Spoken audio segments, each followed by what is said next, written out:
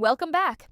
In this case, a series of allegations were made against PC Daniel McAlpine, PC Niall Bowler, and Police Inspector Christopher Russell. The hearing took place on March 7, 2025.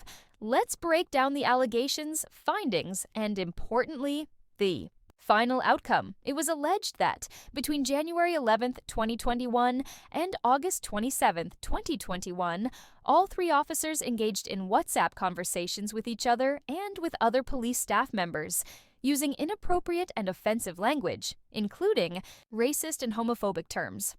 An inspector and two officers. Just shows the rot runs all the way to the top. Let's see if they even tried to justify this. Examples of discriminatory language were provided, though we've only selected the ones we feel are safe for YouTube, but we will link the full documents in the descriptions below.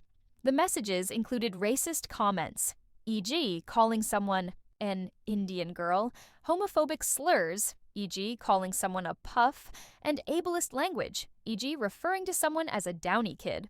The panel investigated whether these comments undermined public trust in the police, were discriminatory, and if they violated principles of equality, diversity, and respect for all individuals. The answer is simple, yes. There, I did in a few minutes what the panel took 4 years to do.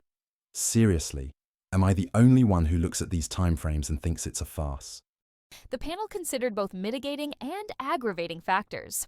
First, the mitigating factors were the officers expressed remorse for their actions. All three had long service records, and one had sustained injuries in the line of duty. Some of the officers had started engaging in charity work to distance themselves from harmful social media environments. Excuse me? Charity work to distance themselves from harmful social media environments. Are these grown men seriously trying to blame social media for their actions? Oh, wait. Now it makes sense. The police have been cracking down on Facebook posts because it allows them to point to social media in cases like this and say, "It's not me, it's the content I consumed." Shaking my head, this is some of the dumbest stuff I've heard from one of these hearings. Let's see what happens. The panel also examined aggravating factors, such as the racist, homophobic, and ableist comments were made in a closed group but could have been shared publicly. The comments reflected a pattern of behavior over a long period, from February 2020 to February 2021. The officers involved failed to challenge the behavior of their colleagues. The actions took place in a high-profile environment where such behavior was of national concern.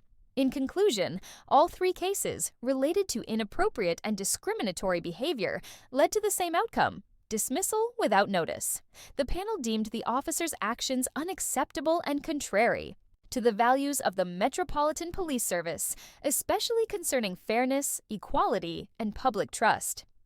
4 years, and who knows how much taxpayer money spent to come up with the same response it took me minutes to figure out. The system is a joke.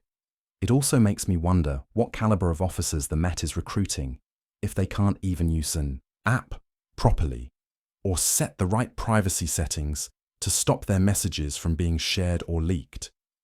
I'm not advocating this kind of behavior, but you would hope that the people responsible for investigating and gathering evidence would at least be smart enough to use those skills to cover up their own misdeeds. Well, that's the case of PC McAlpine, PC Bowler, and Police Inspector Russell. What are your thoughts? Do you think the panel got it right, or should the officers have just received a warning? Let us know in the comments, and I'll see you in the next one. Yeah, this just shows the level of equality the Met has, both for officers on the beat and those higher up. And we know these biases weren't confined to just this WhatsApp group. So the real question is, how many people did these officers fail because of their views? Anyway, thanks for watching. Be sure to subscribe for more updates. Stay informed, stay aware, and remember, accountability matters.